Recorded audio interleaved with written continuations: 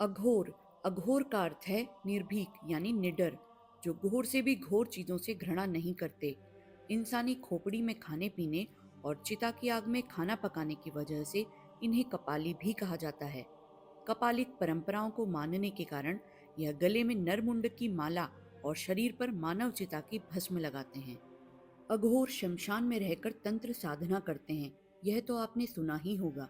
लेकिन वो साधना कितनी भयंकर होती है, आज के इस वीडियो में मैं आपको उसी से जुड़ी कुछ रोचक बातें बताने जा रही हूँ, जो आपने पहले कभी नहीं सुनी होगी। तो इस वीडियो को अंत तक जरूर देखें और चैनल को सब्सक्राइब, वीडियो को लाइक और शेयर जरूर करें। अघोरी शिव, शव और शमशान तीन तरह की तंत्र साधना करते हैं, जिनमें शव साधना सबसे अधिक रहस्यमयी और कठिन साधनाओं में से एक है। शव साधना विशेष रूप से अमावस्या की रात या किसी विशेष तांत्रिक मुहूर्त में रात को 12 से 3 के बीच शमशान भूमि में किसी जले हुए शव पर बैठकर या शव के ऊपर पैर रखकर की जाती है। शव साधना के लिए अघोरी शव को आसन के रूप में प्रयोग करते हैं। साधना के दौरान किसी विशेष देवी देवता जैसे अघोर, काली, भैरव या शिव की साधना की जाती है।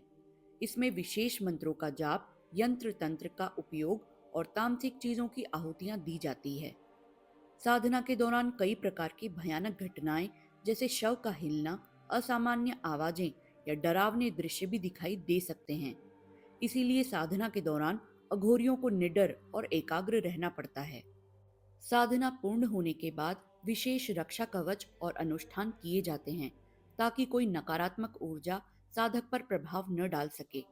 गलत तरीके से साधना करने पर भूत प्रेत बाधा, मानसिक विकार और जीवन पर संकट तक भी आ सकता है। शव साधना में जले हुए और दफनाए हुए दोनों ही शवों का मांस खाना अघोरी तंत्र साधना का एक जरूरी हिस्सा माना जाता है।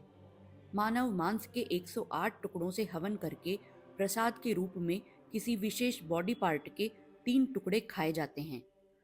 हालांकि हर अघोरी शव का मांस नहीं खाते, कुछ सात्विक साधना भी करते हैं। दोस्तों, आपने पंचबली का नाम तो सुना ही होगा। अघोर शव साधना में ये क्या है, चलिए जानते हैं। शव साधना के दौरान भूत प्रेत, पिशाच और अन्य अदृश्य शक्तियां बाधा उत्पन्न ना करें, इसीलिए पंचबलि देने से इन बुरी शक्तियों को तृप्त कर साधना के मार्ग से हटाया जाता है। यह बलि एक गुप्त और रहस्यमयी प्रक्रिया होती है, जिसका मुख्य उद्देश्य साधना को सफल बनाना होता है। नर बलि, महिष यानी कि भैंसे की बलि, शुकर यानी सुअर की बलि, बकरे की बलि और मुर्गे की बलि। इससे शक्तिशाली उग्र देवी देवताओं, विशेष रूप से भैरव, काली और तारा को प्रसन्न किया जाता है। आज भी यह साधना कामाख्या शक्तिपीठ, तारा शक्तिपीठ के शमशानों, उज्जैन के चक्र तीर्थ का शमशान, त्रयंबकेश्वर और बनारस के अघोरी कीनाराम के आश्रमों में की जाती है। मृत्यु और आत्मा के रहस्यों को समझने व अलौकिक सिद्धियों को प्राप्त करने के लिए अघोरी यह शव साधना करते हैं। विशेष तांत्रिक ज्ञान और कई सिद्धियों की प्राप्ति होती है, जिनका उपयोग अघोरी मानव कल्याण के लिए ही करते हैं। याद रखें, यह प्रक्रिया अत्यंत गोपनीय होती है और इसे केवल अनुभवी गुरु के मार्गदर्शन में ही किया जाता है। बिना उचित मार्गदर्शन के करना घातक भी हो सकता है।